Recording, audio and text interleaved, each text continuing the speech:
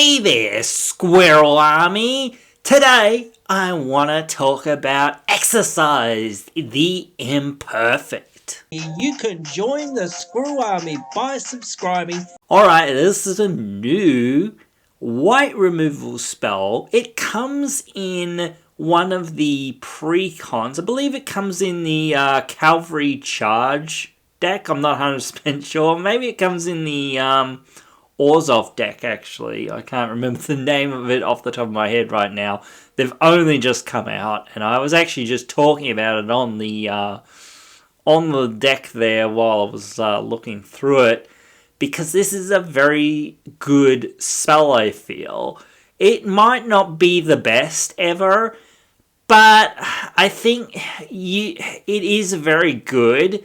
So I feel like we've got to talk about it because it does feel very strong and well worth the time to think about putting in your decks.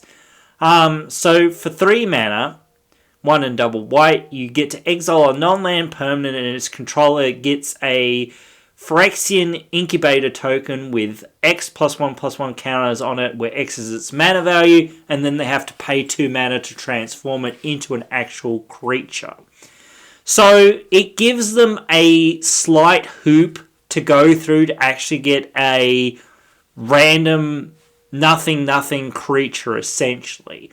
I was thinking about this with tokens. With tokens, that don't have a mana value, essentially, they don't get anything because their mana value is 0. So it's a bit weird with tokens. Like, I was actually thinking about it with my own token deck. I was like, well, in my token deck, I could exile my own thing, because you can target any non-land permanent.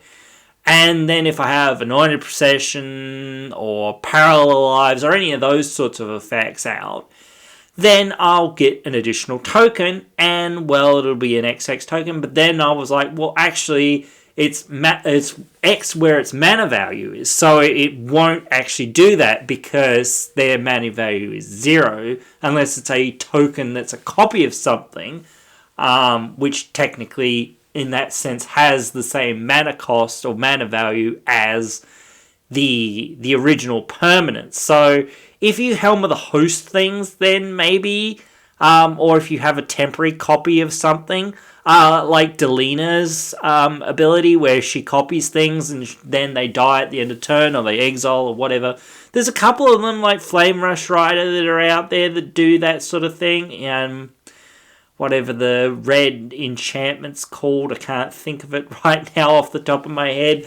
But there's a few that are like that just make temporary tokens of something, and they technically have the same mana value. But then again, I was thinking that, is it that good? Well, I don't think it's that amazing, because it is kind of okay with things if they're going to go away. But for the most part, a lot of tokens that have actual text, for the most part, you don't want to do this kind of thing. You want to keep the text that you'd have, and you'd rather not just give yourself a random nothing that doesn't do anything, and you've got to pay 2 mana to actually make it a creature and whatnot and all that stuff. So, not terrible, but yeah, you could do stuff with it in that regard, but I would still think that it is a lesser good option for the most part. I'd rather just use this on my opponent's stuff. And, you know, in EDH, we're always struggling for more good generic removal out there to deal with the problems that we find in EDH. And, you know, white typically has gotten quite a fair bit of this sort of stuff. And it's nice to see that white continues to get some of this, because I do think that it's still... this is still a very relevant spell, but do they need anything more? Probably not. I'm not too sure.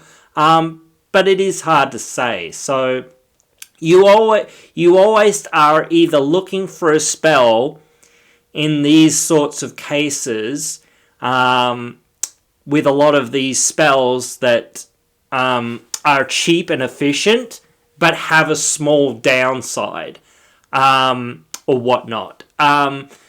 And exile is a big upside for us. It's Generous Gift, but it exiles. It's Beast Within, but it exiles. Yes, it is one more white than Generous Gift, but still, that comparison again is there. They don't get a 3/3, they get a random thing that they have to pay 2 mana for to get whatever mana value of thing that they got exiled as whatever mana value it was. So they can get something that's really big if you're exiling something really big or whatever.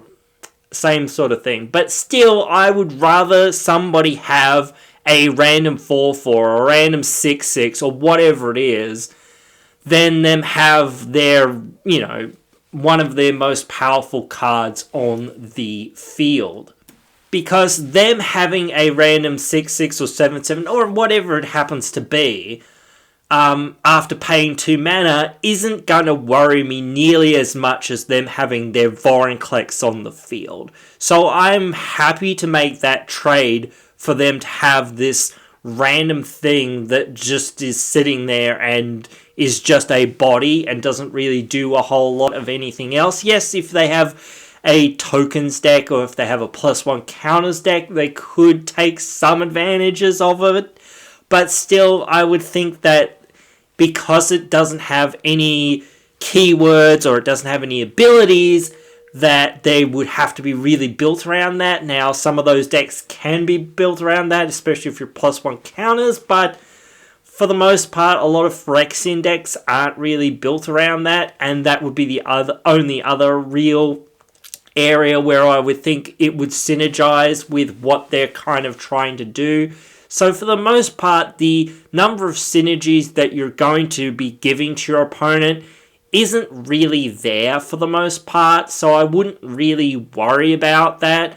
I don't think it's a big enough downside to say that it's not worth running.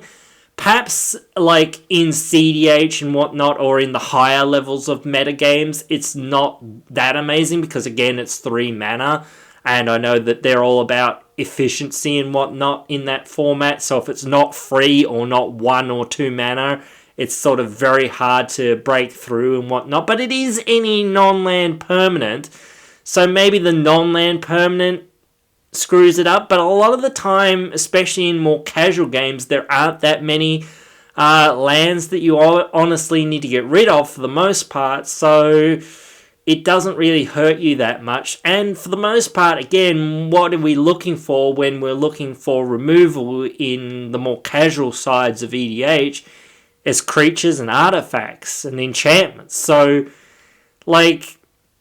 yes, planeswalkers can be hit with this, but oftentimes that's not the biggest thing. There is 1 in a million times, literally, that I've found in the last few years that I have needed instant speed removal for a planeswalker. It just doesn't happen because it's just one of those things that, unless you've got counter spells for the most part, you're not going to stop it anyway. So, you need to stop their doubling season. You need to get their Atraxa out of the way. You need to get whatever it is out of the way so you can actually attack profitably into their planeswalkers.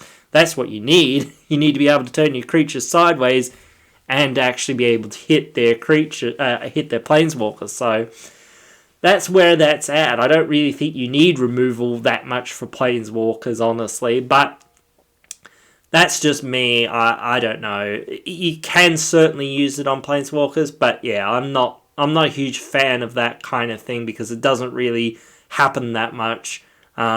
I guess because I don't run many planeswalkers and I don't see many people running that many planeswalkers, honestly. There's a couple of planeswalkers though that I do think some people should run more of, but whatever.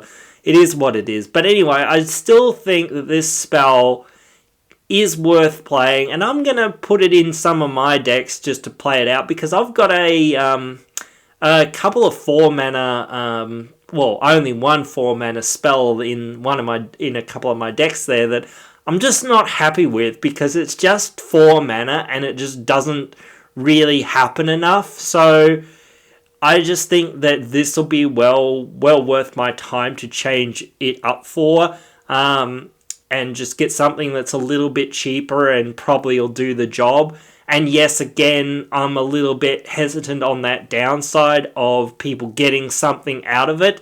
But again, it's such a small thing, and if the random thing that you've given them is the thing that you're losing to, then there's something very seriously wrong going on in the game for you to be losing to this thing that has literally no text other than it's a XX whatever Phyrexian, and they had to pay 2 mana to actually get it. So, if you've got nothing going on, I would maybe activate it to get the XX, but a lot of the time, if they're actually doing well, they're not even going to probably need to activate it. So, if they're running away with the game that much, this random thing is probably not going to be a thing that they're going to worry about for the most part, unless they're just so hard hitting that they can waste their time with this thing. But I don't know, that just doesn't seem to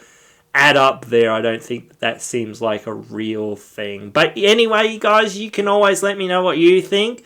Am I wrong? Am I right? Whatever you want to say, you can say down there in those comments. Hope you've enjoyed this one, and hope you'll join me again in the next one.